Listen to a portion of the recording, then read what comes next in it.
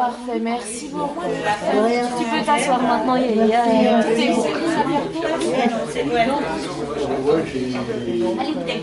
J'ai fermé le dernier livre de Zédécaire, j'ai pas réussi. Vous allez bien? J'ai lu ses précédents bouquins, j'ai adoré. Oh là, c'est sûr. Et j'ai ça m'a fait à la moitié du livre, sinon j'ai encore le droit de chercher. Non, on va à suivre tout le service. Avec qu'est-ce qu'il a écrit? Ah oui, ben non, ça va bien plus loin.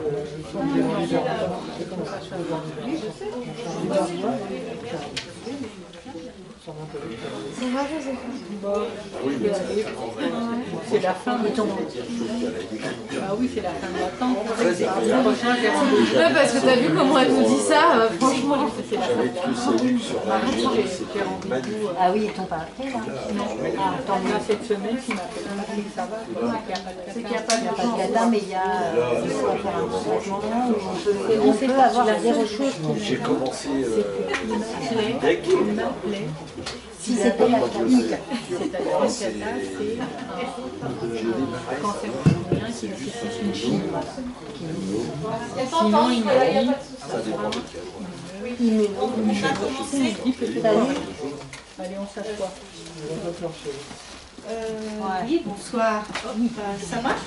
Ça marche ou pas? Ah oui, ça marche. Oui, si, c'est bon. Donc, bonsoir à tous. Merci d'être là ce soir, toujours fidèle aux rencontres littéraires du Presse-Papier. Merci Philippe Forest, merci Philippe d'être là ce soir. Fidèle aussi à nos rencontres, puisque c'est, je crois, la troisième fois que tu nous rends visite. Et donc, nous allons recevoir pour ce merveilleux livre et personne ne sait. On t'avait reçu pour Je reste pas de mes chagrins, pour le chat de Schrödinger. Et peut-être j'en oublie. Non, je ne crois pas. Enfin, en tout cas, nous sommes, en tout cas, pour ce qui concerne Nicolas et moi. Et merci à Nicolas qui, grâce à lui, nous organise des rencontres littéraires de haut vol. Voilà. Et puis, juste un petit rappel, puisqu'elles se succèdent, le 8 avril, c'est-à-dire mardi, nous recevrons Céline Laperto pour son livre Des beaux jours, qu'a-t-on frangé lu, un livre passionnant sur Marceline Desbordes-Almore, la grande poétesse de la fin de la moitié du 19e siècle. C'est vraiment un livre sur un personnage de femme passionnant. Voilà, vraiment, moi j'ai dévoré, écrit un peu avec une écriture d'auteur très classique, une écriture très classique, et du coup vraiment d'en remporter, c'est un vrai roman d'aventure en plus, et vraiment ça, on ne lâche pas. Voilà, donc ça sera mardi 18h30, on compte sur vous, si vous pouvez. Voilà, on essaie de changer les dates, un coup mardi, un coup mercredi, un coup jeudi, pour contenter tout le monde. Voilà. Et puis, voilà, on est là pour ce merveilleux livre, et personne ne sait, qui est un livre qui vient d'un roman, qui s'appelle Le portrait de Jenny. Et de ce roman, je crois pas, j'en suis sûre, il y a un film qui a été... le roman est sorti en 1940 et le film en 1948, je crois. Le portrait de Jenny aussi. Et moi, je suis allée voir le film par curiosité. On peut le voir sur YouTube. Je suis très très mauvaise en anglais, donc j'ai pas compris grand chose à ce qui se racontait. Mais alors, par contre, on comprend très très bien en regardant, en ayant lu votre livre et en regardant le film. Après, on comprend bien le sujet quand même. Et jusqu'au bout, c'est un film très très touchant. Voilà, très poétique. Comme et personne ne sait, qui vous retrouve les thématiques de Philippe Forest, qu'on retrouve dans d'autres livres de Philippe Forest, on va dire. Ce qui est au cœur de votre œuvre, que vous dites vous-même, d'ailleurs, je vous cite, cette impression de déjà vu, et puis cette quête incessante tout au long du livre. Enfin, cette recherche, cette réflexion sur la disparition. Voilà, qu'on retrouve aussi dans tous les romans de Philippe Forest, puisque c'est votre matière littéraire, on va dire. Voilà, en tout cas, un très beau livre, magnifique comme d'habitude, très très très bien écrit, évidemment. Donc, je renouvelle mes remerciements à... Vous m'entendez, ça marche? Oui. À Philippe Forest pour être venu. Alors c'est un plaisir pour nous de vous retrouver, c'est un honneur aussi parce que pour moi vous êtes un des romanciers qui écrit vraiment le mieux en France, vraiment les plus beaux écrivains. Et pas que cela, puisque vous êtes aussi essayiste, vous avez beaucoup travaillé sur notamment l'histoire des avant-gardes littéraires, notamment au début sur une histoire de tel quel, sur Philippe Solers, etc. Vous êtes aussi l'auteur d'une grande biographie sur Aragon, on parlait avec la dame tout à l'heure, biographie qui a reçu d'ailleurs le concours de la biographie, qui était un livre magnifique. Et depuis 1997, vous menez une œuvre d'écrivain, enfin une œuvre qui n'est pas seulement d'essayiste, mais plus littéraire, avec des romans, et notamment avec un premier roman, L'Enfant éternel, qui était un sujet absolument biographique et tout à fait déchirant, mais un texte vraiment superbe de pudeur et d'écriture. Donc ça c'est vraiment un livre à recommander pour ceux qui ne vous connaîtraient pas. Là je vois qu'il y a plusieurs poches. Vous avez aussi beaucoup écrit sur le Japon. Il y a un livre que j'aime beaucoup, d'ailleurs votre dernier roman était lié aussi au Japon. Sarinagara, pour ceux qui ne l'auraient pas lu, là en poche, c'est vraiment une très belle réussite également. Enfin bon, tout est beau, lisez tout. Voilà. Pour ce qui est du thème de ce livre, Catherine en a dit 2 mots, donc on y reviendra tout à l'heure. Mais la première chose en fait qui m'a frappé quand j'ai reçu le livre, et ce sera la première question pour se mettre dans le bain, disons, c'est d'abord le titre qui nous intrigue et personne ne sait, et aussi la taille du livre, parce que vous faites souvent des livres assez épais. Celui-ci est tout à fait resserré, c'est un texte très, très, très épuré en un sens, et comme il s'agit beaucoup de questions de portraits, de peinture, de description littéraire, je me demandais si ce livre n'était pas aussi une sorte d'épure. Sans doute, oui, j'avais l'idée dès le départ de faire un livre bref, parce que j'avais en tête de faire un livre qui s'apparente en quelque sorte au conte, aux fables. Donc il fallait conserver un certain flou au récit, et ça n'était possible qu'à condition de viser à une certaine forme de brièveté. Et donc c'est le parti pris que j'ai pris et qui m'a conduit effectivement à écrire ce roman qui est sans doute le plus court de tous les romans que j'ai écrits depuis le début. Il y en a, je ne sais pas, une dizaine maintenant, ou peut-être un peu plus. Avec aussi cette idée de reprendre dans ce livre une réflexion que j'ai menée soit dans des romans antérieurs, soit dans des essais antérieurs, puisque j'ai pas mal écrit sur la peinture, et j'ai pas mal écrit aussi des romans qui traitent de peinture et d'images.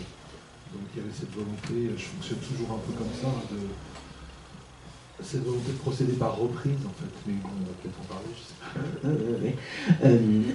D'ailleurs, pour ce qui concerne la forme des livres, je voulais signaler aussi qu'en 4e de couverture, vous avez peut-être vu, il y a la citation d'une chanson que la petite fille du tableau chante à un moment, enfin bon bref.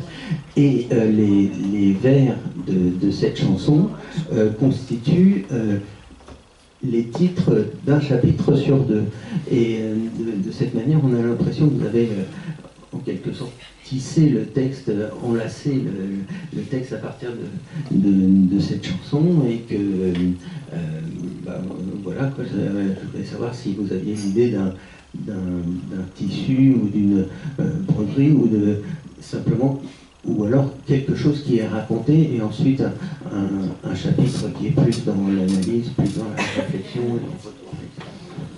Oui, l'idée, c'est de reprendre à la petite fille qui est l'héroïne de ce livre, la petite fille qui devient une jeune fille et dont on ne sait pas véritablement si elle est vivante, si elle est un fantasme ou un fantôme, de reprendre à cette jeune fille la chanson qu'elle fredonne, et chacune des phrases de cette chanson, chacun des vers de cette chanson, donc fournit son titre à un des chapitres du roman.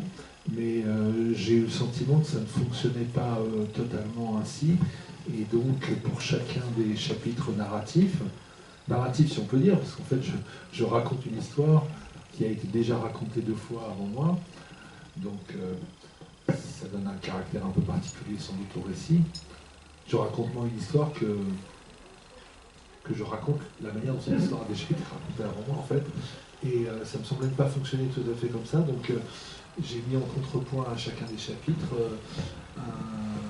une sorte d'intermède en fait, qui évoque les différents tableaux auxquels se rapporte l'intrigue que je développe, et qui ont tous en commun d'être des tableaux américains qui figurent au Metropolitan Museum de New York, qui jouent un rôle important dans le roman Le Portrait de Jenny et dans le film qui en a été tiré, parce que c'est autour de Central Park et autour du Metropolitan que se développe l'essentiel de l'intrigue.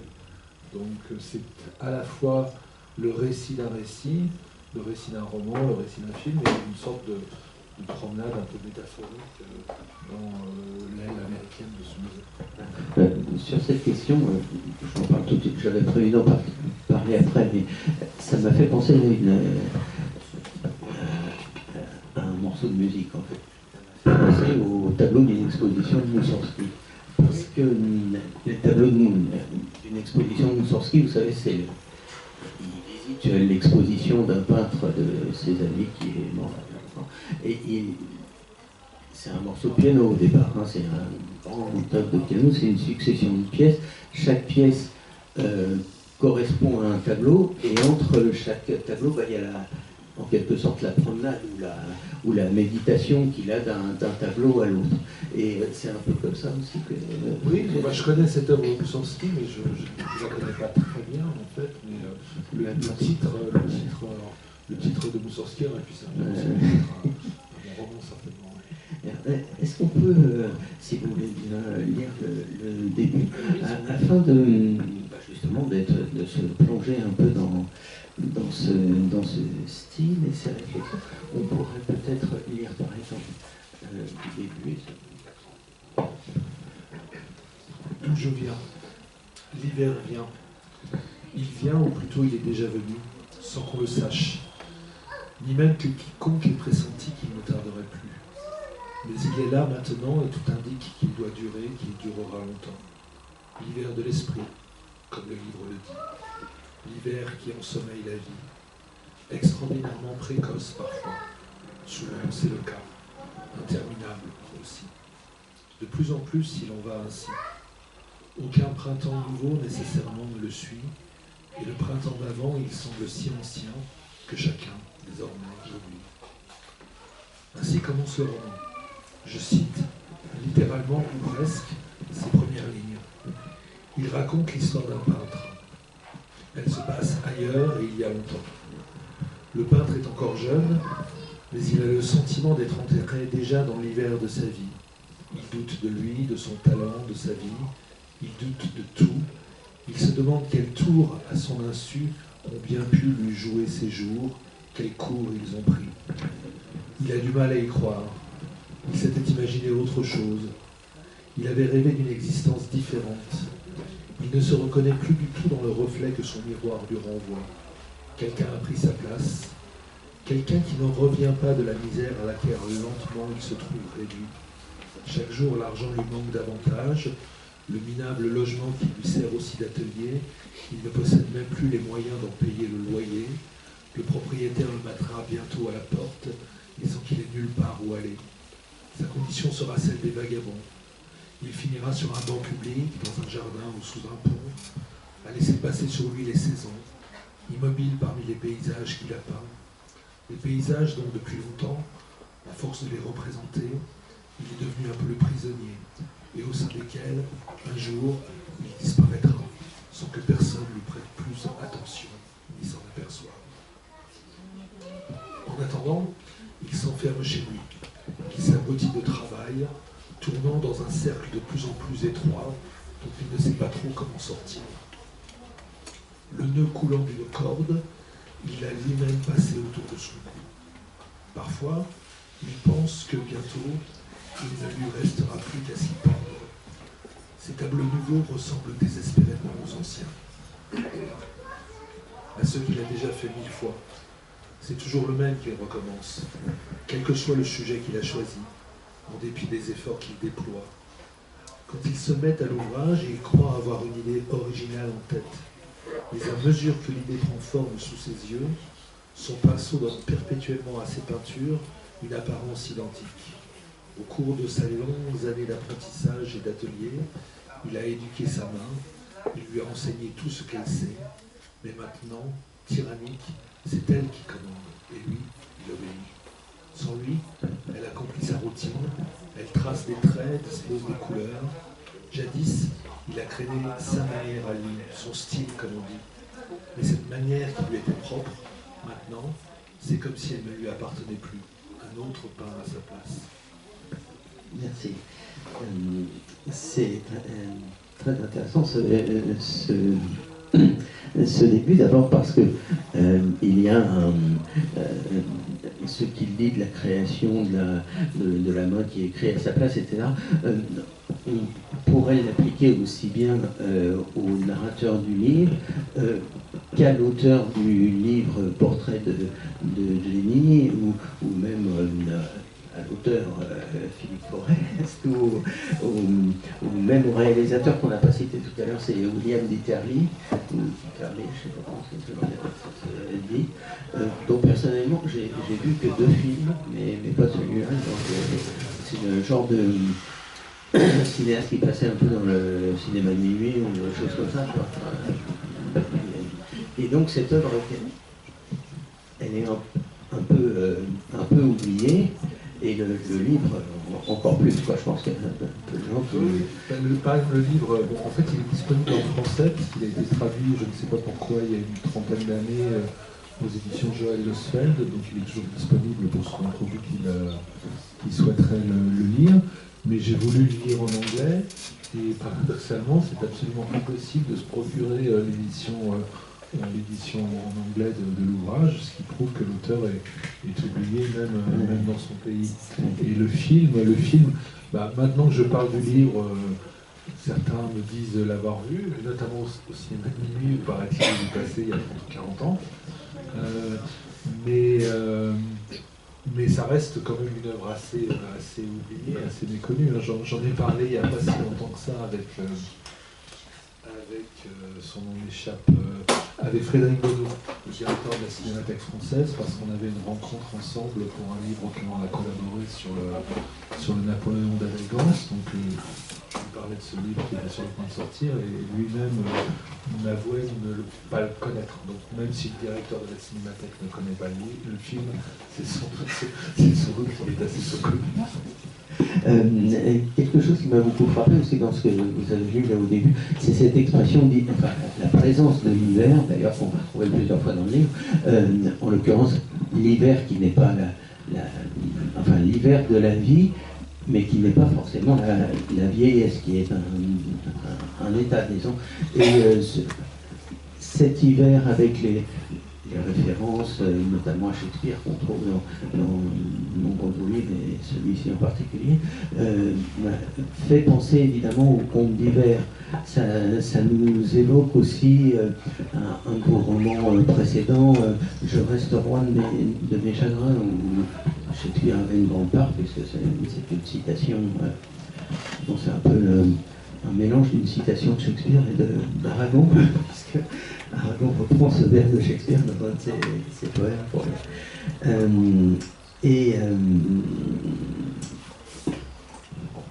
Voilà, bon, cette question de... Oui, mais j'ai pensé effectivement au conte d'hiver de Shakespeare, qui est une pièce qui raconte, comme souvent les dernières pièces de Shakespeare, ça vaut pour le conte d'hiver, mais ça vaut aussi pour la tempête, ça vaut aussi pour une autre pièce dont le titre m'échappe maintenant, l'histoire d'un père séparé de sa fille et qui retrouve celle-ci. C'est un des grands thèmes. Pardon ? Alors, il y a le rapport entre le père et la fille dans le Roi Lear, mais non, c'est une autre pièce à laquelle je pense, mais dont je n'arrive décidément pas à retrouver le titre. Mais c'est un des grands thèmes du théâtre shakespearien. Alors d'ailleurs, à ce propos, tout le livre est une interrogation à la fois sur cet hiver de l'esprit et aussi sur la création. C'est-à-dire, c'est le genre de roman que j'aime beaucoup pour ma part, qui sont des romans qui racontent à la fois une histoire et qui sont à la fois une réflexion sur les romans en train de s'écrire ou sur l'art du roman, etc. Et notamment, dans ces choses que vous pointez, vous parlez par exemple de la répétition. Alors la répétition, évidemment, alors là c'est le thème théâtral par excellence, puisque ça peut se comprendre comme la répétition, quelque chose qui se répète, ou la répétition de la scène. Également, oui, le thème de l'oubli, également, qui était le titre d'un beau roman important, un oubli ou l'impossibilité de l'oubli plutôt, la volonté de ne pas oublier aussi. Le fait, par exemple, qu'ils ne se reconnaissent plus dans les miroirs, à un moment, c'est un oubli de soi aussi. Et aussi, cette répétition, est-ce qu'elle n'induit pas, enfin, est-ce que son risque, c'est pas un écueil dans l'écriture et dans l'histoire du peintre aussi, le fait de peindre toujours le même tableau et de tendre à écrire toujours le même livre, ou d'avoir l'impression qu'on écrit toujours. Oui, ben, ça c'est une question qui se pose à moi depuis le tout début, puisque j'ai eu souvent l'occasion de m'expliquer sur ce point, mais il est clair que chacun de mes romans raconte toujours la même histoire, parce que chacun de mes romans procède toujours de la même expérience, qui était l'expérience du deuil dont je fais état dans l'enfant éternel que vous avez évoqué tout à l'heure. Et il s'agit donc de rester fidèle à cette expérience, en reprenant le récit, mais sous une forme qui maintienne vivant le souvenir, qui ne le fossilise pas, qui ne le nécrose pas. Donc je me suis trouvé confronté à cette difficulté tout de suite, puisque après avoir publié L'Enfant éternel, j'allais dire dans la foulée, mais enfin la métaphore sportive n'est peut-être pas très heureuse, dans la foulée, disons, j'ai publié un deuxième roman qui s'appelle Toute la nuit, et que j'ai présenté comme la reprise et la répétition à la fois du premier. Ce qui n'était pas sans poser un certain nombre de problèmes à l'auteur que je suis, et à un certain nombre de lecteurs qui se demandaient quel sens cela avait de reprendre cette histoire que beaucoup de lecteurs avaient déjà trouvée suffisamment éprouvante à lire une première fois pour ne pas avoir envie de la lire une deuxième fois. Bon, j'ai un côté un peu obstiné, un peu têtu, donc ça fait 25 ans que je m'entête. Et l'idée de reprise, elle m'a séduit tout de suite à l'époque, parce qu'elle a pris sens pour moi par rapport à un texte que j'ai souvent cité depuis, mais que je connaissais à l'époque. C'est le texte du philosophe danois Søren Kierkegaard qui s'intitule La reprise. Kierkegaard définit dans ce livre, qui est très intéressant et qui est très paradoxal et problématique, Kierkegaard qui était aussi confronté, toute proportion, je ne sais pas comment on dit, toute proportion gardée, Kierkegaard qui était aussi confronté à ce même problème, parce que lui, il avait vécu une épreuve qui semblait absolument dérisoire à tout le monde, mais dont il était convaincu qu'elle remettait en question toute la philosophie, jusqu'au système hegelien dont il était l'adversaire. Il avait rompu ses fiançailles avec Régine, et Et donc de livre en livre, de romans, parce qu'il écrivait des sortes de romans en essai, il ne cessait de se poser la question de savoir ce que signifiait cette rupture qu'il avait voulu et qu'il avait vécue. Bon. Et donc Kierkegaard, dans la reprise, définit la reprise comme un souvenir en avant. C'est tout le contraire du rapport régressif et nostalgique qu'on peut avoir au passé quand on ne cesse de regarder en arrière. Kierkegaard dit le souvenir, il faut lui rester fidèle, mais il n'a de sens que dans la mesure où on le projette vers un lendemain, vers un avenir où il va redevenir vivant et demeurer un objet de désir. Donc, d'une certaine manière, moi, de livre en livre, j'essaie de faire ça.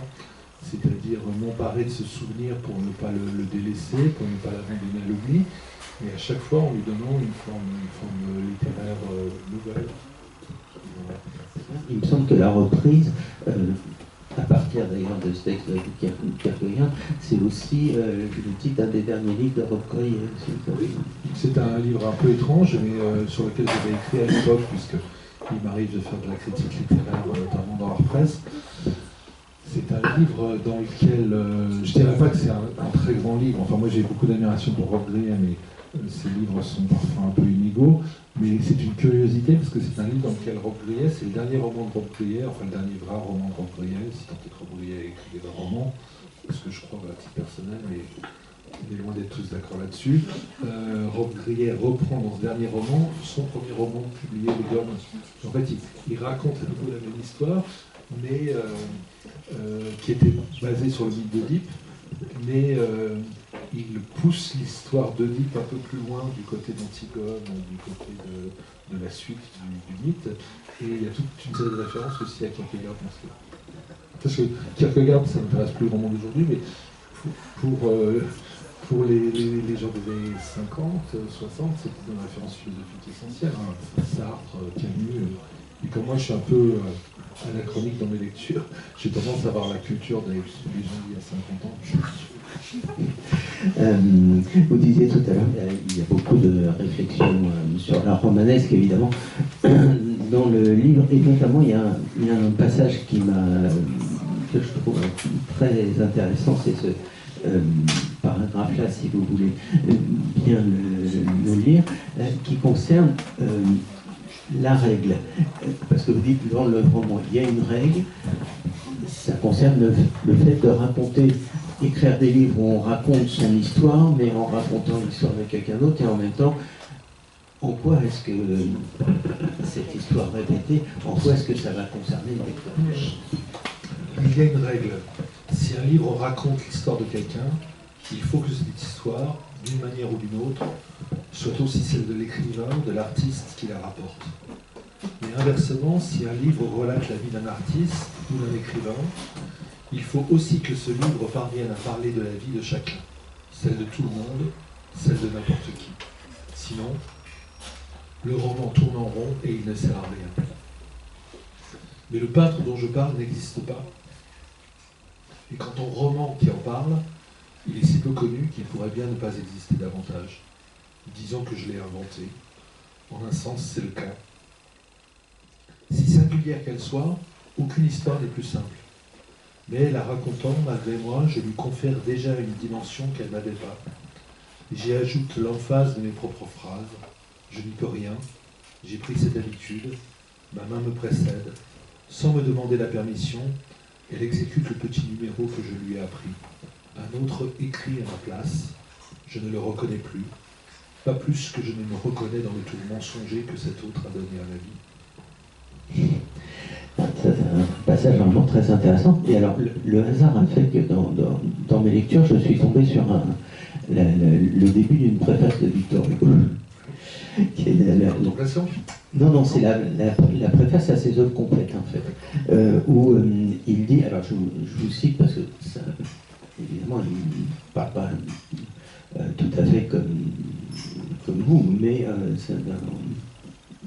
les thèmes se rejoignent. Il dit « Tout homme qui écrit un livre. Ce livre, c'est lui. Qu'il le sache ou non, qu'il le veuille ou non, cela est. De toute œuvre, quelle qu'elle soit, chétive ou illustre, se dégage une figure, celle de l'écrivain. C'est sa punition s'il est petit, c'est sa récompense s'il est grand. Je ne connaissais pas cet extrait, et c'est tout à fait intéressant, parce que moi j'ai toujours pensé que je déteste les écrivains qui se prévalent du privilège d'être écrivain. Je trouve ça infantile, arrogant et au fond très stupide. Et moi je crois que chacun d'entre nous écrit en effet le roman de sa vie, le roman mental de sa vie. Alors après il arrive que ce roman soit publié, parfois qu'il ne le soit pas. Donc ça peut procurer un certain avantage, un certain inconvénient. Mais le mécanisme mental qui est à l'œuvre lorsque l'on écrit un livre, c'est le même mécanisme mental qui est à l'œuvre chez chacun d'entre nous, lorsque nous nous racontons à nous-mêmes notre propre vie pour lui donner un sens ou pour nous confronter au sens évident que cette vie possède. Il y a aussi là-dedans l'idée que finalement on n'échappe pas à son œuvre, quoi qu'on... Oui, c'est la nouvelle de Borges, un peintre ou un cartographe qui passe sa vie à faire une carte du monde et à la fin il s'aperçoit en prenant un peu de recul par rapport à son œuvre, si je me rappelle bien, que c'est son propre portrait qu'il a dessiné en croyant dessiner le monde. Moi j'ai toujours, pour rebondir sur, enfin j'aime pas cette expression, mais tant pis je l'ai utilisée, pour faire écho disons au passage que vous m'avez fait lire, justement, pour qu'il n'y ait pas d'enfermement de l'auteur dans sa propre histoire, il est important de raconter sa propre vie comme si c'était la vie d'un autre, de raconter la vie des autres comme s'il s'agissait de la sienne, et ça c'est un principe auquel j'ai toujours été fidèle dès le début. Depuis quelques années, on appelle ça l'exofiction pour l'opposer à l'autofiction. Mais déjà dans mon premier roman, qui est pourtant le plus autobiographique de tous mes livres, L'Enfant éternel, l'histoire que je racontais, je la mettais en relation précisément avec celle qui avait été vécue par d'autres personnages, et notamment par Victor Hugo et par Stéphane Mallarmé. Et depuis ça fait 25 ou 30 ans, maintenant depuis 25 ou 30 ans, c'est quelque chose que je fais systématiquement dans mes livres. C'était le cas dans Sarinagara aussi, puisque dans Sarinagara, j'occupe vraiment une place tout à fait résiduelle dans le récit. Il s'agit de raconter ma propre expérience, mais en m'effaçant au sein du livre pour mettre en avant l'expérience de 3 artistes japonais. Et c'est encore ce que je fais, peut-être de manière plus insistante dans mes livres les plus récents, comme le livre qui était consacré à Churchill, ou comme ce livre-là, où en un sens je ne suis présent presque nulle part dans le livre en fait. Même si j'y suis présent partout, par la force des choses aussi. Alors justement, ce qui est très intriguant, c'est le premier chapitre, donc il s'appelle « D'où je viens », donc il y a le premier vers de la chanson. On se demande en le lisant, notamment le passage que vous avez lu tout à l'heure, qui parle. On a un trouble un peu sur l'identité du narrateur, parce qu'on se dit, bon, c'est le narrateur, c'est l'auteur, c'est le livre cité, c'est-à-dire le livre de... Comment s'appelle-t-il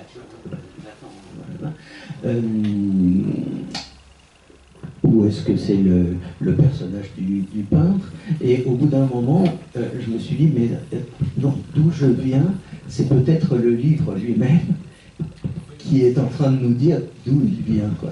C'est toujours le livre qui dit je, en fait. Il n'y a que le livre qui dit je, normalement. Alors, ce peintre fait toujours, parce que la petite fille qu'il rencontre lui commande en fait de faire son portrait. Lui, c'est un peintre un peu dans l'impasse, quoi, disons, qui ne connaît pas le succès, qui est un peu grand. Et il peint d'une manière vraiment presque obsessionnelle un peu des portraits de cette fille au fur et à mesure des années, etc. Mais c'est un tableau qu'on ne voit jamais. Alors vous dites que dans le film on le voit, peut-être, enfin dans le livre on le voit en tout cas. Et vous citez à un moment Balzac, le chef-d'œuvre inconnu de Balzac. Le chef-d'œuvre inconnu de Balzac, c'est une nouvelle de Balzac, vous savez, sur un peintre qui peint un tableau qui s'appelle La Belle Noiseuse, dont Jacques Rivette a fait son film. Et finalement, ce tableau qui doit être son chef-d'œuvre, à la fin, on voit qu'un petit morceau de pied d'une femme, et il détruit son œuvre. Alors, Pourquoi est-ce que je vous raconter ça? Oui, parce que voilà. Parce que de là, vous partez sur une réflexion sur finalement un art et des livres qui ne seraient plus ceux de notre époque, en tout cas qui ne seraient plus lisibles aujourd'hui. C'est-à-dire la quête d'absolu de Balzac dans le chef-d'œuvre inconnu, par exemple, ou le film de Diterny. C'est une sensibilité qui est passée, ou alors on n'a plus le goût de faire l'effort de lire ces œuvres, et finalement, on va venir justement au thème ensuite du musée. Vous finissez par vous demander si c'est pas une littérature et une peinture de musée, quoi. C'est-à-dire qu'elle s'adresse seulement à des gens qui vont la visiter comme dans un musée. C'est-à-dire, de manière discrète et peut-être un peu ironique, je projette dans la figure de ce jeune peintre des choses qui concernent le vieux ou le presque vieux romancier que je suis devenu, et qui s'interroge effectivement sur la signification qu'il peut y avoir encore à peindre ou à écrire aujourd'hui, dans un monde qui ne s'intéresse plus aux formes de la création qui existait autrefois. Je ne sais pas ce que vous en pensez si vous avez vu le film, mais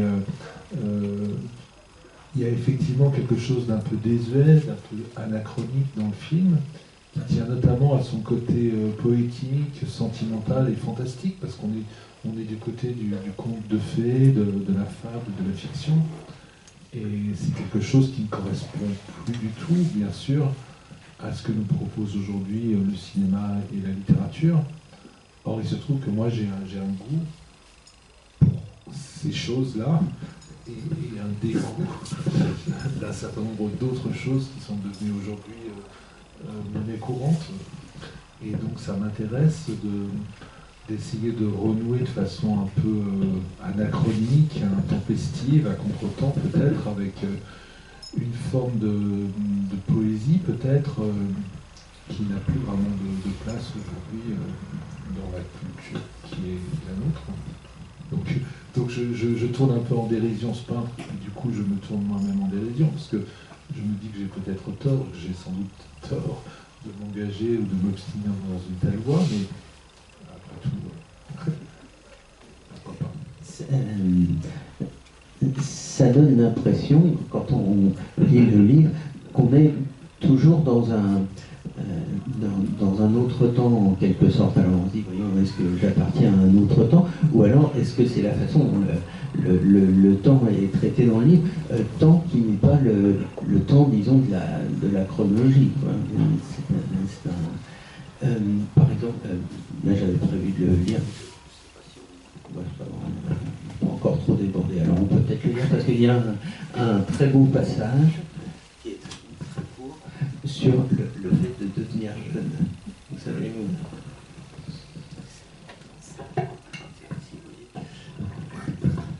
Il m'a fallu de longues années pour devenir jeune. Bien sûr, cela n'a pas duré. Toujours le temps rattrape ceux qui ont cru lui échapper. L'âge apporte peu, jeune ou vieux quand l'hiver est venu, l'hiver de l'esprit, celui qui ensommeille la vie. On se dit malgré tout qu'un jour ou l'autre reviendra le printemps. C'est lui que le jeune peintre attend, comme je l'attends aussi. Souvent, on passe sa vie à l'attendre, aussi jeune ou aussi vieux que l'on soit, jusqu'à la fin. C'est lui qui espère toujours quiconque veut croire qu'un jour ou l'autre commencera ou recommencera sa vie. Parce que ça commence comme un conte d'hiver, mais en fait, c'est un conte qui dure tout le temps d'une année et qui fait passer les deux protagonistes par toutes les saisons de la vie, en quelque sorte.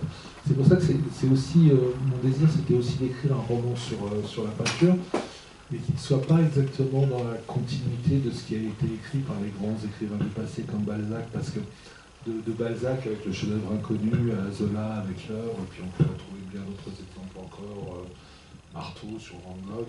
Il y a toujours une vision tragique du peintre qui finalement bascule dans la folie et dans la mort, parce qu'il se confronte à une beauté qui le dépasse et qui le détruit. Là, c'est différent. Mon peintre, c'est quelqu'un qui ne croit pas tout à fait à la peinture, qui ne croit pas tout à fait à sa peinture, et qui, davantage qu'à l'art, s'intéresse à la vie et à la chance que lui offre peut-être ce fantôme de sortir de son univers personnel et de revivre un possible printemps, en quelque sorte. Alors, vous aviez parlé tout à l'heure du Métropolitain, le musée dans lequel se passe une grande partie du livre.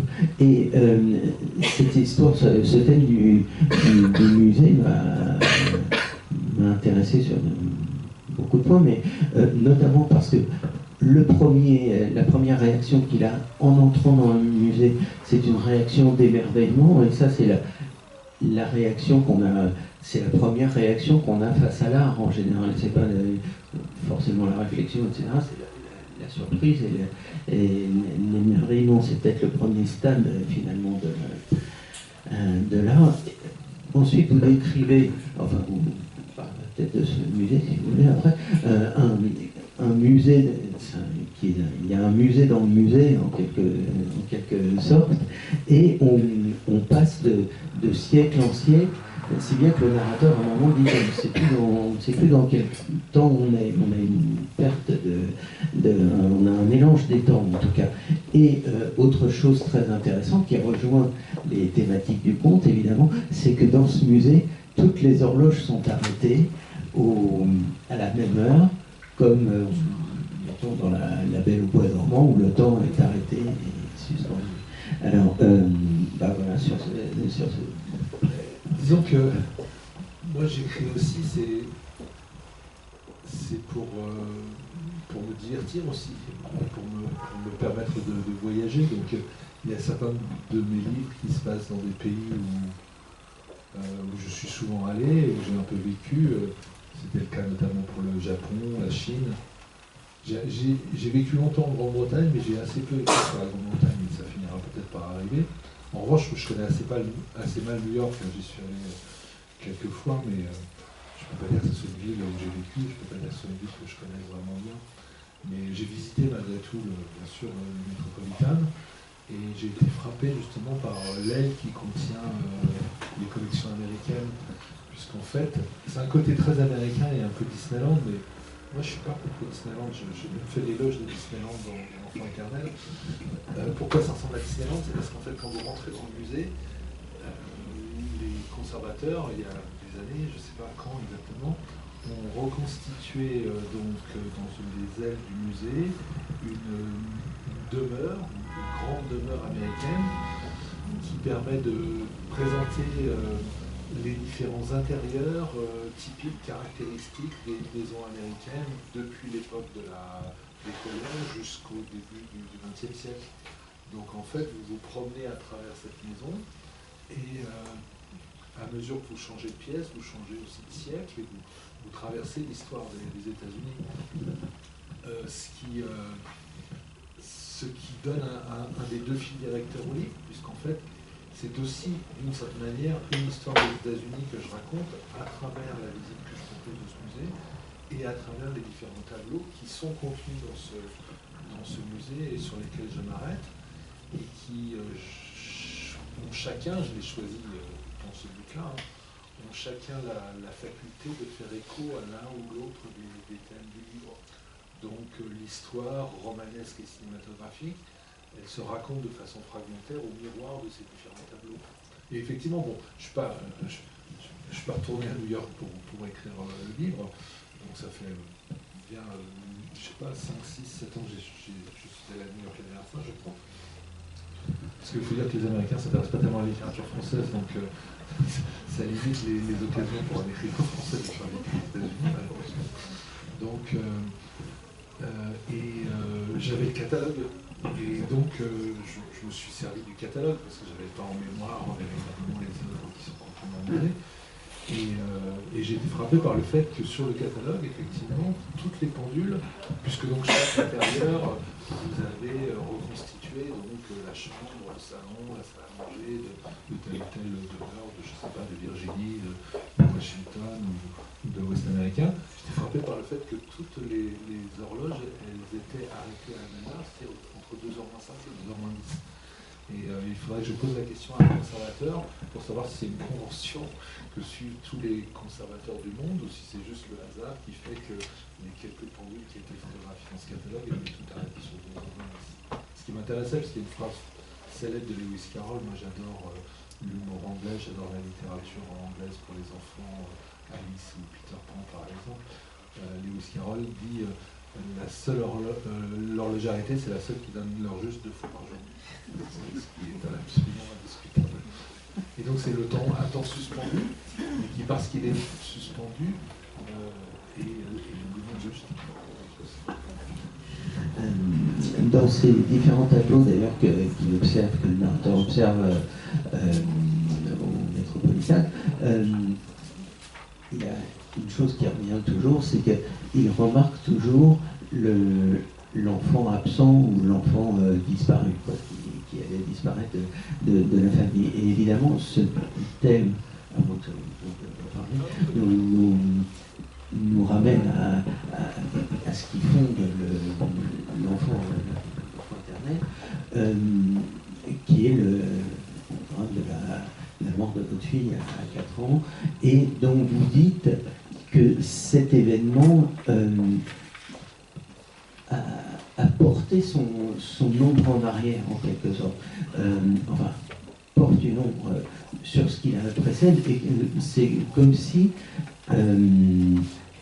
était l'événement un peu fondateur de tout ce qui allait se passer après, donc tout à fait contraire à l'oubli, et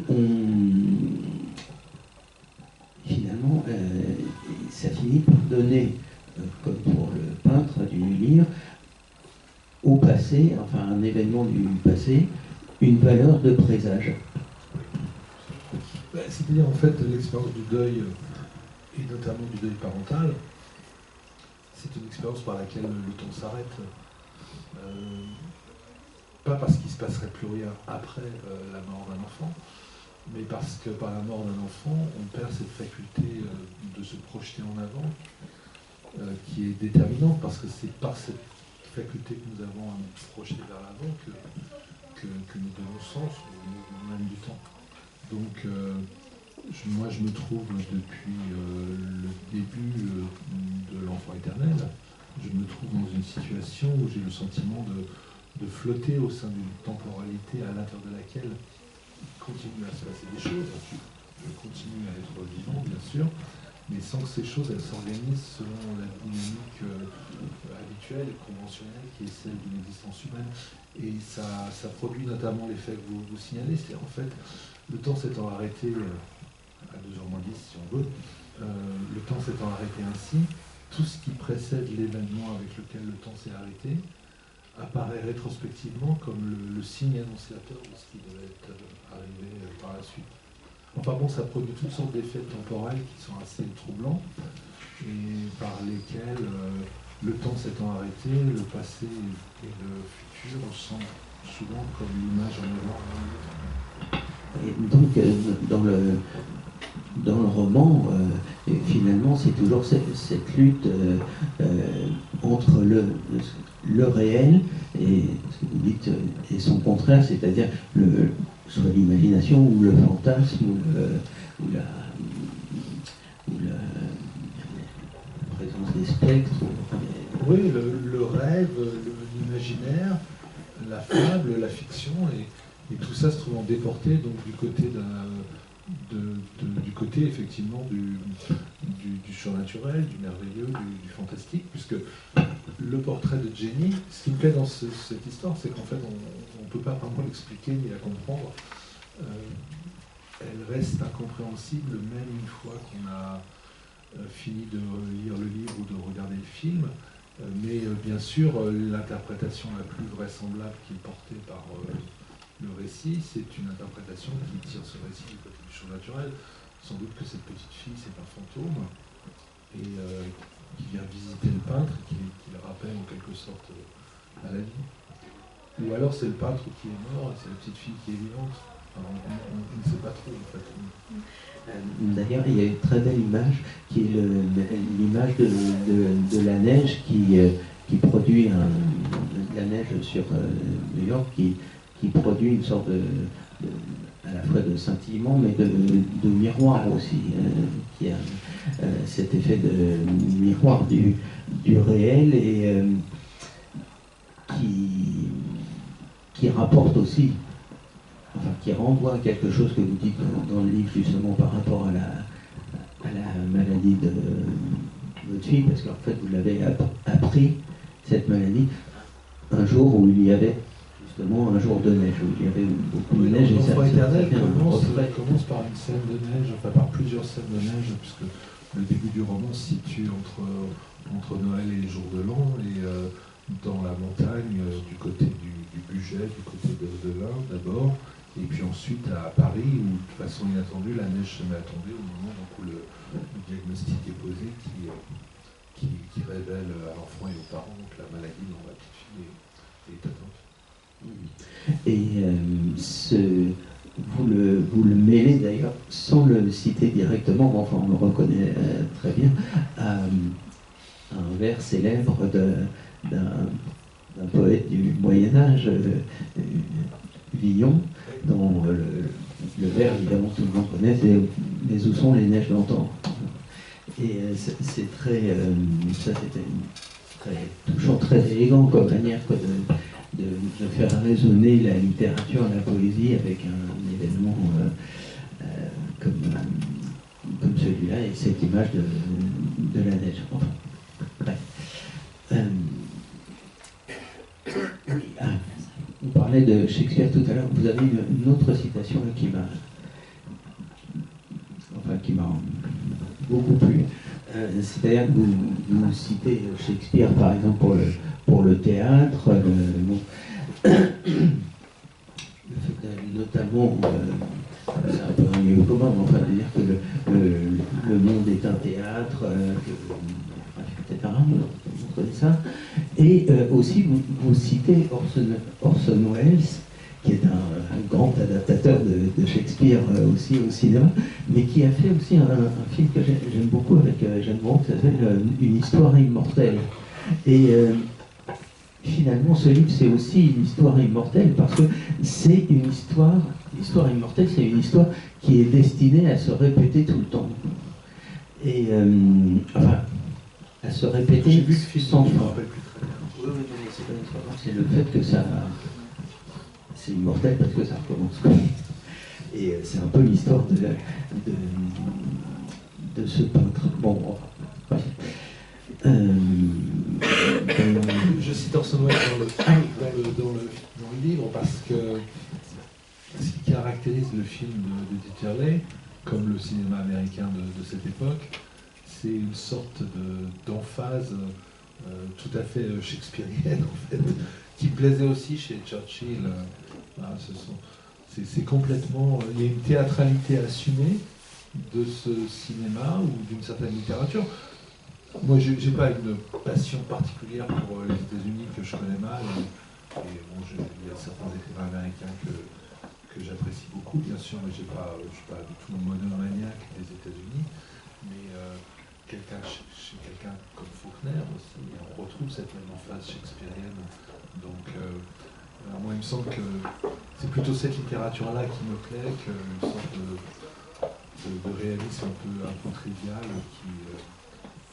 qui prétend coller au réel, mais qui finalement prive la littérature de la capacité qui est la sienne de chanter, de la vie dans ce qu'elle peut avoir d'un peu excessif. Le cinéma aussi a une importance parce que c'est à travers ses souvenirs de cinéma qu'il voit la ville de New York. C'est-à-dire il ne voit pas la ville forcément telle qu'elle est, mais telle que l'imaginaire du cinéma lui a représenté. Et finalement, c'est où est la réalité, où est le rêve. Et on parlait peut-être tout à l'heure, on peut dire aussi la vie est un songe.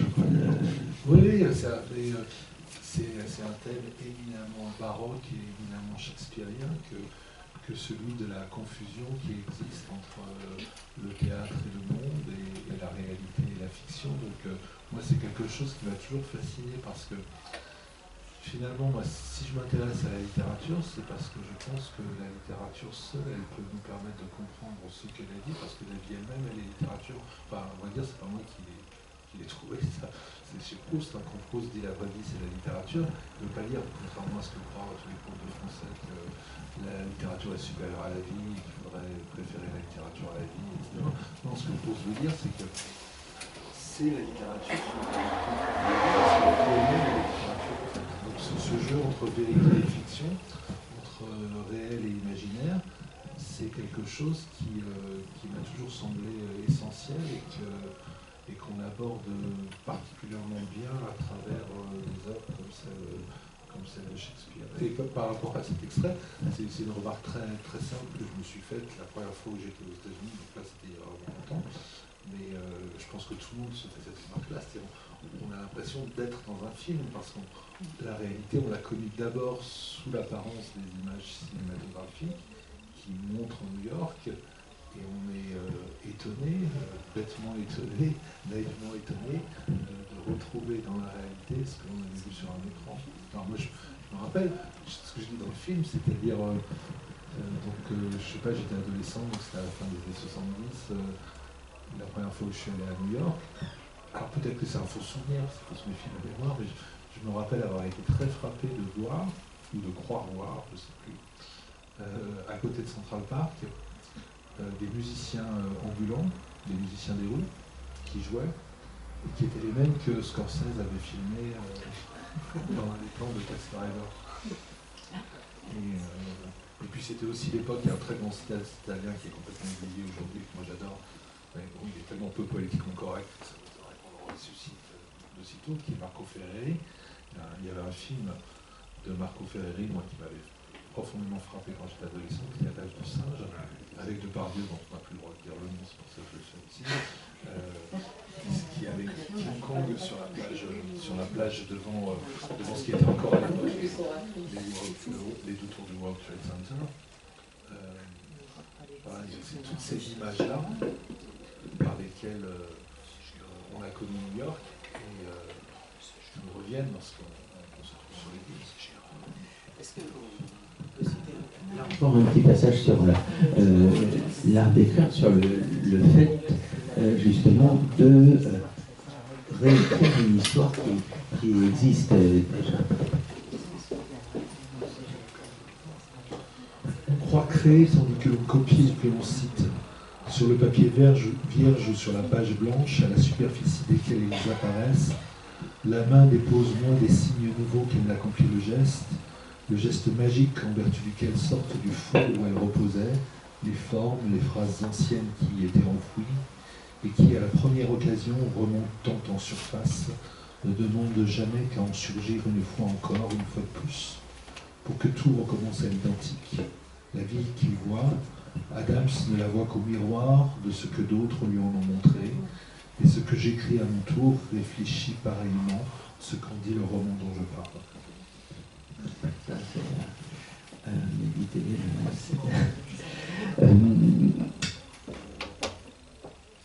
Oui, Adams, le peintre, a une sorte d'obsession qui tient à son rêve qui revient, c'est-à-dire qu'il pense à la fois peindre son modèle pour la faire revenir, et en même temps, à un autre moment du livre, plus loin, il pense qu'il faut sacrifier son œuvre pour faire revenir la jeune fille. Et il y a un thème qui ressemble un peu à celui d'Orphée, quoi. C'est comme quand vous parlez des contes, vous dites parfois j'ai rêvé d'écrire des contes comme Dickens, et que peut-être en écrivant un conte, ça fera revenir ma fille, ou des choses comme ça. Ils ont un peu le même mouvement. Donc est-ce que c'est une sorte d'illusion, ou est-ce que c'est un moteur à l'écriture, ou est-ce que... C'est un problème auquel on se trouve confronté et pour lequel je ne sais pas s'il existe vraiment de solution, mais on croit souvent qu'on écrit sa vie justement pour en conserver quelque chose. Et donc c'est un thème qui est assez banal, qui est lié à l'idée de devoir de mémoire, à toutes sortes de fantasmes relatifs à la postérité et à la faculté que l'art aurait de jusqu'à la mort, du truc de la mort. Mais en même temps, lorsque vous écrivez une vie, vous détruisez votre vie en tant que vie, pour la faire exister en tant que fiction, en tant que femme, en tant qu'image. Donc il y a quelque chose de très cruel, de très carnassier, de très destructeur, de très sacrificiel aussi dans l'acte d'écrire, dans l'acte de créer. Je suis toujours frappé par le fait que beaucoup des lecteurs de l'Enfant éternel ont gardé en mémoire la dernière page du livre où j'écris après que le livre a été écrit, qui raconte la mort de cette petite fille, où j'écris, le narrateur dit « J'ai fait de ma fille un être de papier ». Et il y a beaucoup de gens qui citent cette phrase. Mais très souvent, ils la citent d'une manière qui est contraire à l'intention qui avait été la mienne. Dire, quand je fais dire au narrateur « J'ai fait de ma fille un être de papier », c'est pas du tout de manière pour le narrateur de se glorifier d'un geste surnaturel qui lui aurait permis de rendre éternelle sa fille, parce que le titre aussi, il a une ambiguïté sur laquelle j'insiste et qui n'a pas toujours été comprise. Donc le narrateur ne se glorifie pas du tout d'avoir immortalisé sa fille en faisant un être de papier. Il souligne quelque chose de dérisoire. Là où il y avait une petite fille vivante, il n'y a plus rien d'autre qu'un personnage de papier, c'est un personnage de roman. Donc il y a ça, il y a cette ambiguïté essentielle dans laquelle on écrit. Bien sûr, on écrit pour conserver quelque chose de ce qui a été, mais on ne peut conserver ce quelque chose qu'à la condition de le transformer en autre chose, et donc de le détruire. Et donc, ces élucubrations, je les prête au peintre qui lui-même se demande s'il doit peindre cette petite fille ou pas, cette jeune fille, et si en la peignant, il a des chances de la faire revenir à lui ou pas. Donc là, ça tourne dans sa tête. C'est peut-être des questions un peu étranges, mais l'art, la littérature et la vie de manière générale, même quand on est très rationnel, c'est mon cas, parce que pour vous dire que je ne crois pas à toutes ces histoires de fantômes et le reste, même quand on est très rationnel, l'art, la littérature, la vie, ça a rapport avec les signes. Et donc, d'une certaine manière, ça suppose un commerce avec les signes qui n'est pas épargné par une certaine forme de superstition ou de croyance. Donc on se pose des questions comme ça. Il y avait un livre que moi j'ai pas trouvé aussi formidable que l'a dit la presse en général, mais dont le titre était tout à fait pertinent. C'était un livre de Joanne Didion il y a quelques années qui s'appelait L'année de la pensée magique. C'est vrai qu'il y a l'expérience du deuil, mais pas simplement le deuil, l'amour aussi, et toutes sortes d'autres expériences. Mais enfin le deuil et le désir, disons, parce que c'est quand même les deux expériences essentielles dans la vie. Le deuil et le désir, ça nous fait automatiquement basculer du côté de la pensée magique. On se met à croire aux signes, on se met à tout interpréter et surinterpréter. Et c'est ce que font les paranoïaques, mais c'est ce que font aussi les artistes. La différence, c'est que les artistes, en tout cas, certains d'entre eux ne basculent pas tout à fait dans la folie qui menace les paranoïaques. En tout cas, ils basculent dans une folie qui est plus respectable et plus respectée que celle des gens qui ont fait des Et alors, d'ailleurs, vous dites à ce propos qu'il rêve dans le rêve d'un autre. Le narrateur rêve dans le rêve d'un autre, et il se demande à un moment si le peintre, et si lui-même aussi, j'imagine, s'il n'a pas inventé ce rêve pour pouvoir le rêver. Oui, ça fait partie des croyances du côté desquelles on bascule dès qu'on se met à croire aux signes. C'est le cas, je crois, de chacun d'entre nous. Et il y a quelque chose d'assez vertigineux, d'abord parce qu'il peint ou il imagine cette génie à plusieurs âges. D'ailleurs, génie dont je signale qu'elle s'appelle Appleton. Son nom de famille, c'est Appleton. Or, New York, c'est la grosse pomme. Appleton, ville de la pomme. Bref, je suppose qu'il l'a fait exprès, comme il a appelé son personnage de peintre Eden Adam. C'est quand même. Ah, c'est dommage, ça pourra mieux s'arranger. Et oui, c'est pas pour parler. Voilà, oui, alors cette histoire de vertige m'intéresse aussi parce que vous avez écrit d'ailleurs un très bel essai sur le vertige d'Aragon, le vertige dans l'écriture et dans le roman particulièrement qui nous intéresse. Et dans ce livre, il y a quelque chose qui est tout à fait... enfin, plusieurs choses sont vertigineuses. D'abord, qu'est-ce que c'est le vertige finalement? C'est quand on... Enfin, vous me corrigerez, c'est quand on perd ses repères temporels, d'espace, et aussi peut-être aussi de langage. Un langage qui s'emballe, par exemple, ou un style plume qui s'emballe. Et pour en parler, vous parlez c'est très bienvenu, de deux œuvres musicales qui vous évoquent New York. Ce sont les deux concertos de Ravel, les deux concertos de piano de Ravel, et notamment celui pour la main gauche et qui est dont la vivacité du troisième mouvement justement correspond bien à cette énergie qui est dans cette ville, et aussi Rhapsody in Blue dont vous rappelez, et c'est d'ailleurs je crois les premières images du film qui ouvre Manhattan de Woody Allen. C'est un film génial où il y a la musique de Rhapsody in Blue qui commence, et lui si je me rappelle, il donne ça, plusieurs versions. Le début de Central Park. Début de roman où il raconte la ville et puis il se reprend plusieurs fois. Oui, c'est ça. Et alors oui, ça m'a frappé parce que d'abord ce roman aussi ressemble parfois à une rhapsodie, c'est-à-dire rhapsodie, c'est des morceaux différents collés ensemble, quoi. C'est pour dire les choses consciemment. Et j'avais pas pensé à ça, mais c'est assez juste dans la mesure où j'ai toujours composé les romans de cette manière-là, quoi. Il est rare qu'ils soient. Non, je les écris de manière linéaire, c'est-à-dire tout bêtement, je commence par le début, je finis par la fin en général.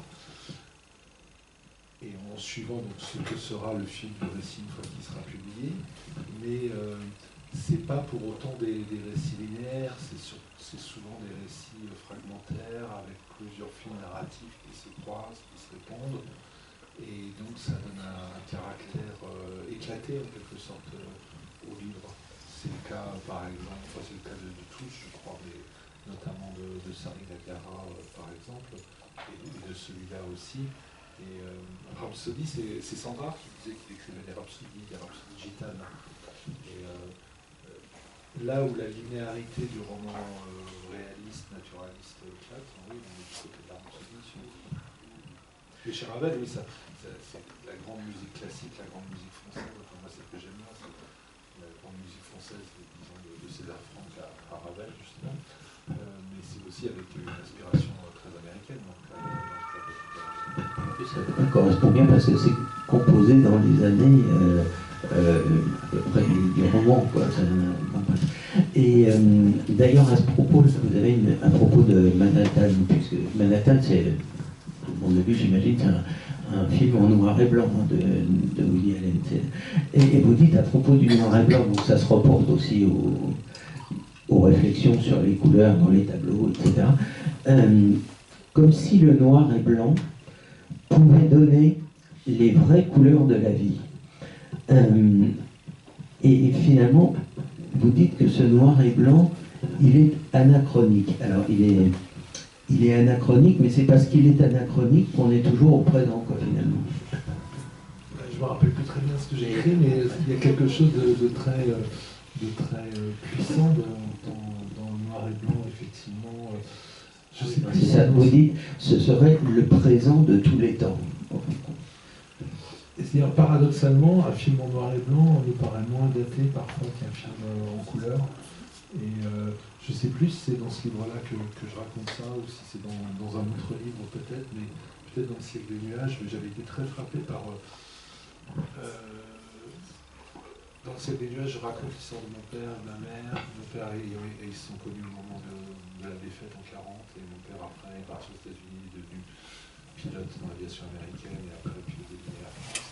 Et donc il y a toute une partie du livre qui traite de la Seconde Guerre mondiale, que bien sûr je n'avais pas connue, mais qu'elle a joué un rôle essentiel dans mon propre roman familial, puisque c'est à la faveur donc, de la débâcle de 40 que mes parents se sont rencontrés, se sont fiancés.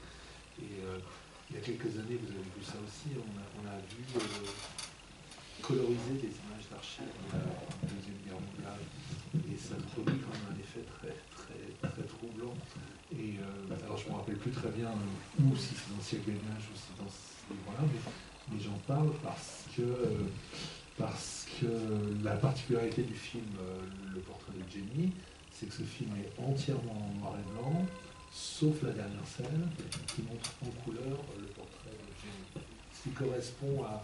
J'évoque dans le livre deux films qui me semblent proches du portrait de Jenny, qui sont vus par Vertigo, de Hitchcock, parce que c'est à peu près la même histoire. Hein.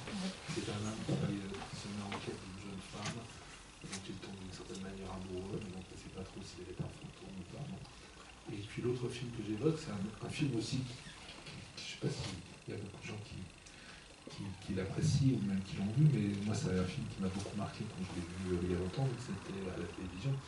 C'est le portrait de Dorian Gray, où vous avez exactement le même effet, qui est que le film est entièrement noir et blanc, sauf la dernière scène, le dernier plan qui montre en couleur ce qui est censé être le portrait de Dorian Gray, et là aussi, enfin bon, c'était l'anecdote qui n'a pas longtemps fait la route, et quand j'ai visité il y a quelques années le musée de Chicago, vous trouvez au musée de Chicago le portrait qui a été filmé à la fin du portrait de Dorian Gray, et ça m'a fait une impression assez étrange comme ça, dont on parlait tout à l'heure, que de voir me promenant dans ce musée dont rien ne m'indiquait que j'allais y faire la rencontre d'un tableau que je connaissais, m'a fait l'impression étrange de me retrouver face à ce tableau. Et donc le basculement du noir et blanc à la couleur, ou la couleur au noir et blanc, c'est aussi une manière de penser, de mettre en image ce basculement entre le passé et le présent, et le réel et le fictif. Parce que paradoxalement, le portrait de Jenny, quand on nous le montre enfin en couleur, il semble beaucoup moins vrai que tout ce qui est précédent du film. La couleur, paradoxalement, irréalise. Il y a aussi la question, on peut en parler rapidement si vous voulez, de l'inachèvement dans ce... il y a une véritable, presque esthétique ou parti pris d'inachèvement, notamment du peintre qui ne veut pas terminer ses tableaux ou qui veut passer tout de suite à un autre, etc. En même temps, c'est paradoxal parce que quand il arrive à vendre un tableau, c'est comme si son rêve, son fantasme était vérifié par le succès, quoi, en quelque sorte. Et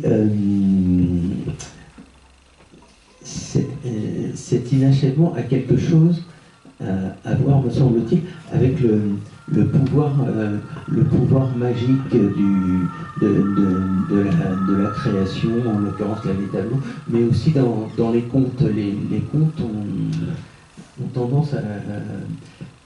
Il y a une fin, mais finalement, ils ne se terminent jamais. Moi, j'ai toujours eu un problème avec les fins, c'est-à-dire parce que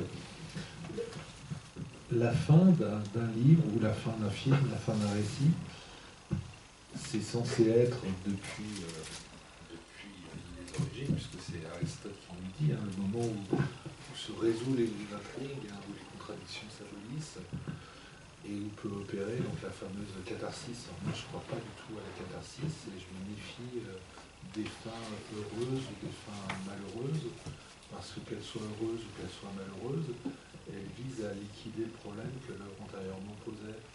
Or, moi, je me trouve confronté à un problème qui n'a pas de solution, et donc il y aurait quelque chose d'indigne, me semble-t-il, à donner une fausse solution à un problème qui n'en a pas.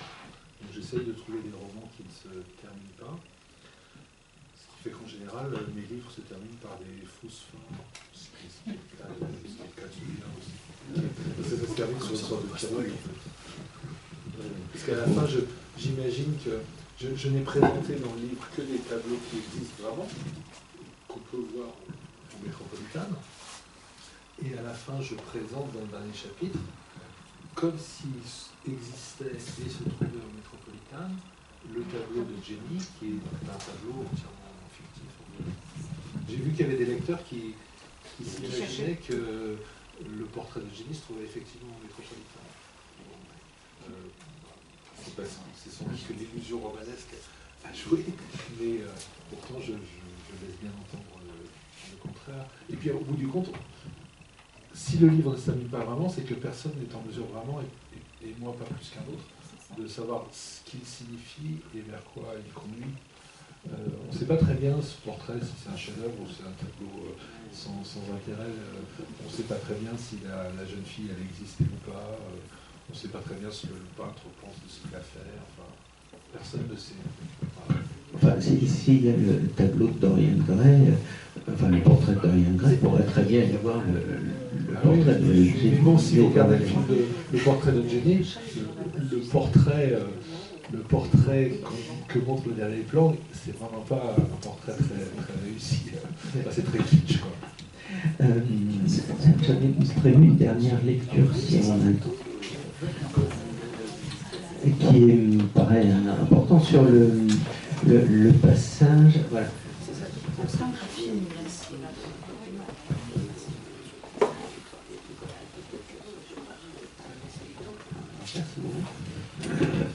Les signes que le peintre ou que l'écrivain prend au monde, il les lui rend et il s'en sert pour inventer un autre monde imaginaire, afin que le monde réel, se conforme à l'apparence qu'il lui donne et qu'il se soumette au désir que secrètement il exprime. On représente la réalité telle qu'elle est, afin seulement de la recréer à sa convenance, pour que l'histoire ne soit pas finie et que revienne à la vie ce dont elle parle, et tous les autres aussi, qui, avec eux, viendront y reprendre leur place.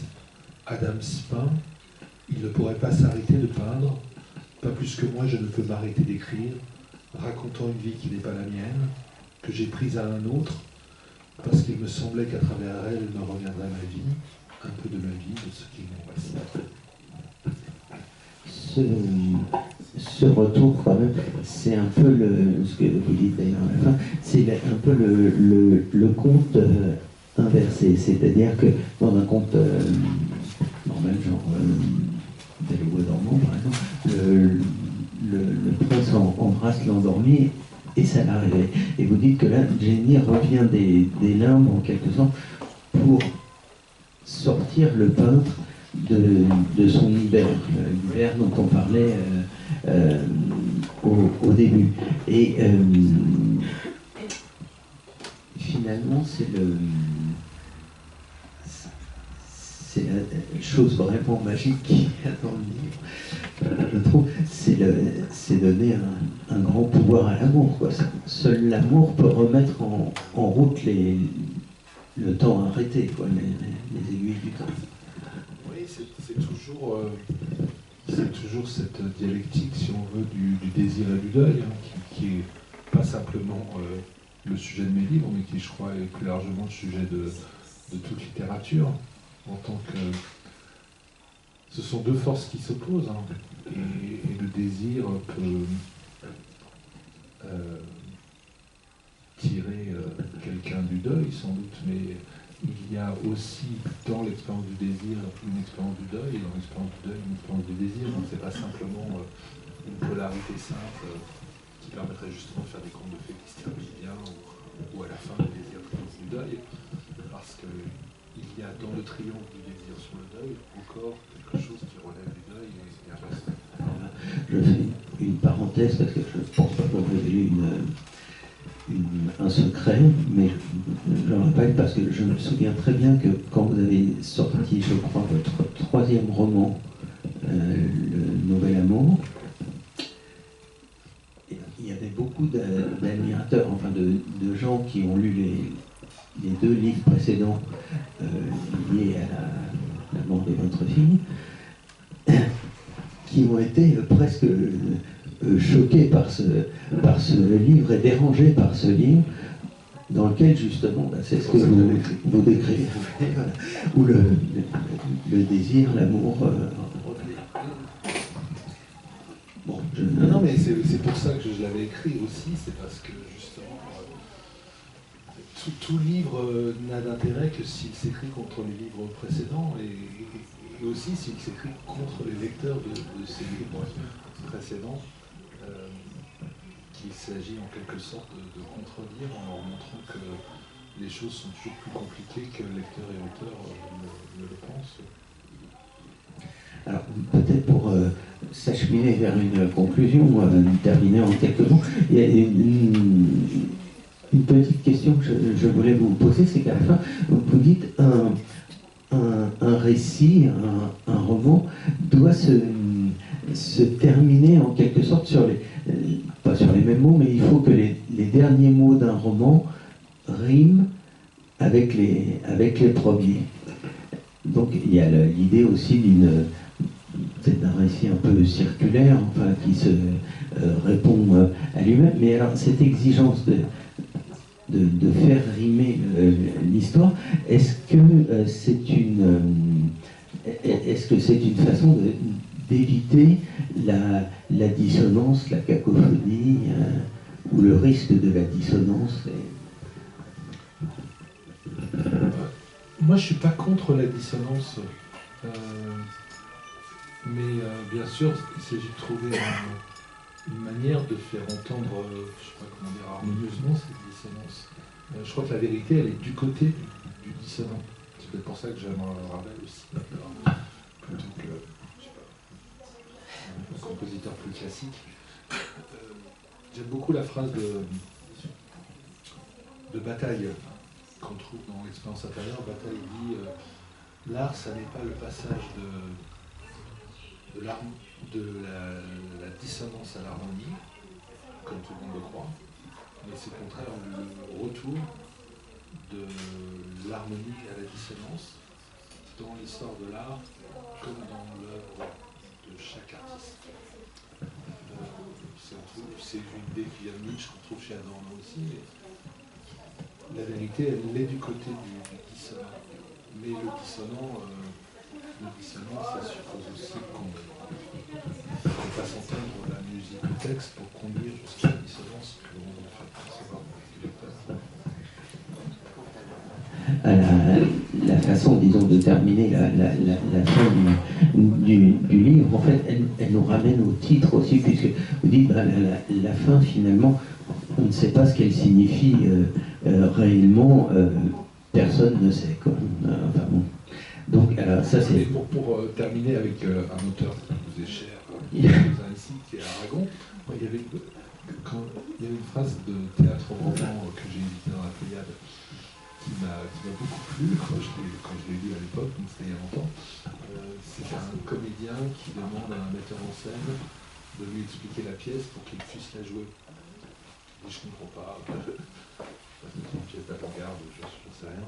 Et le metteur en scène dit, mais t'as pas besoin de comprendre la pièce pour jouer, est-ce que tu comprends la vie? Non, mais tu la vis quand même.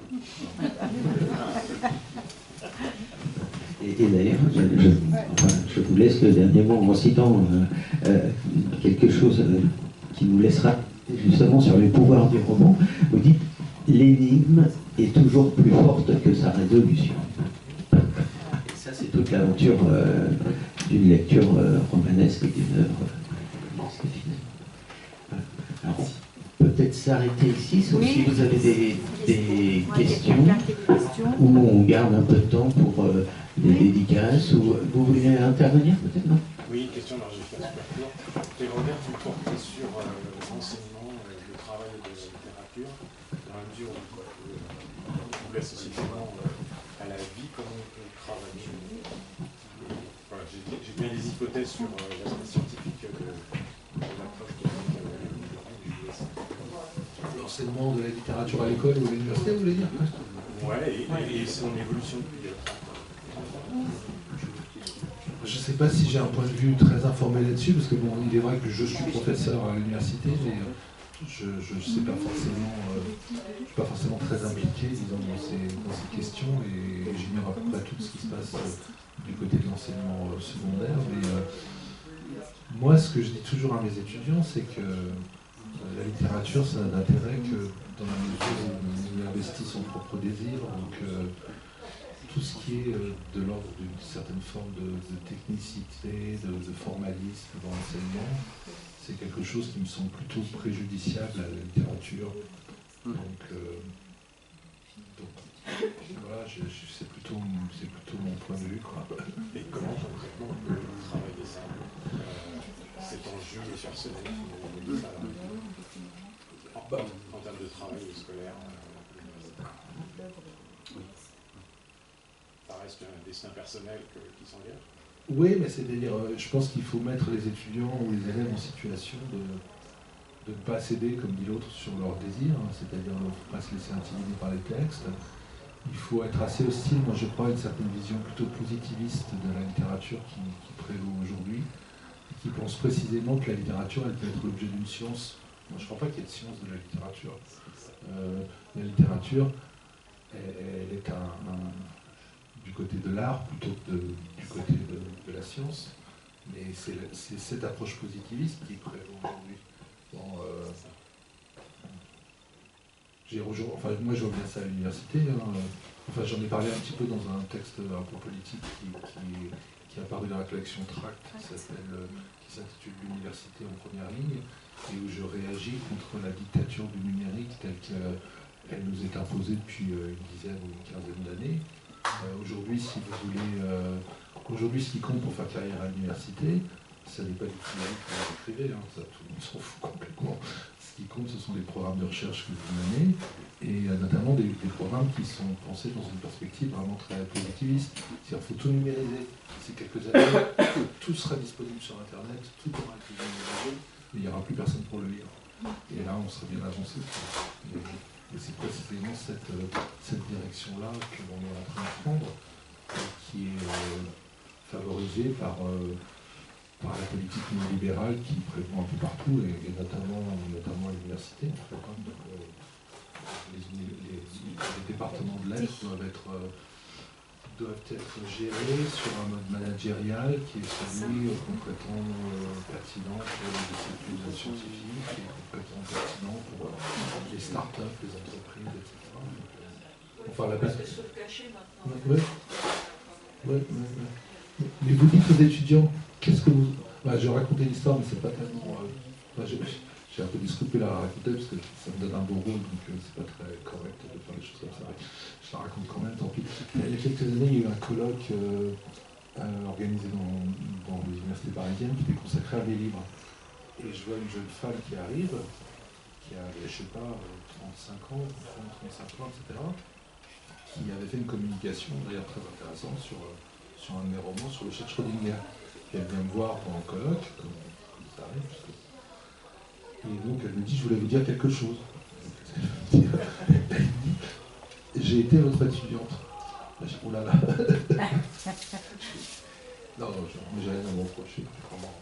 C'est pas ça que je prenais. Parce que je fais une sale note ou j'en sais rien. Vous me faites passer un oral, vous vous rappelez certainement pas. Je lui ai dit non, je m'en rappelle pas, c'est un oral sur un poème oral. Et en fait, bon, elle me racontait, elle venait pour me remercier, elle me dit, je lui dis, mais pourquoi vous voulez me remercier? Elle me dit, c'est parce qu'en fait, elle sortait de classe prépa, et sans doute qu'elle rentrait à Normal Sup après, je ne sais rien. Autrement dit, elle était vraiment une étudiante de haut niveau qui devait passer quelques unités de valeur à l'Université de Nantes, comme c'est souvent le cas, pour compléter sa formation. Et donc, elle avait fait, me dit-elle, parce que j'avais oublié, elle avait fait une interprétation, une explication linéaire d'un poème d'Aragon, absolument parfait. Elle repérait toutes les figures de style, des figures de style, donc moi je savais même pas ce que ça voulait dire. Et donc, elle connaissait sur le bout des doigts toutes les règles en matière de versification, etc. Et puis après, j'ai dit oui, mais ça veut dire quoi le poème? Vous en pensez quoi? Et là, et après, elle m'a dit, après, j'avais une bonne note quand même, parce qu'elle connaissait plus de figures. Elle était plus compétente que moi, je ne pouvais pas lui mettre une mauvaise note. Mais elle m'a dit, après j'ai réfléchi, et voilà, ça a changé un peu la conception que je me faisais de ce que c'était que l'enseignement des lettres. Voilà. Vous êtes professeur de lettres? Non, pas du tout. Mais quand j'ai vu les examens, les copies que mon gamin il ramenait et les épreuves qu'il avait, comment on pouvait passer à côté d'une œuvre en décortiquant tout ce que vous venez de décrire. Mon gamin, il connaissait des tas de trucs, et d'un chiant incroyable. Et le passage, c'était sur la Nouvelle Fantastique, sur le genre, le passage sur la Nouvelle Fantastique. Le passage fantastique, c'était un truc de fantastique, complètement raté, oublié. Il y avait un passage de schizophrénie là-dedans qui était... C'était complètement... J'ai trouvé ça d'une tristesse.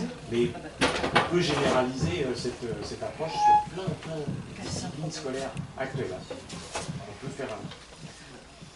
Alors, je vous arrête. On va en résumer.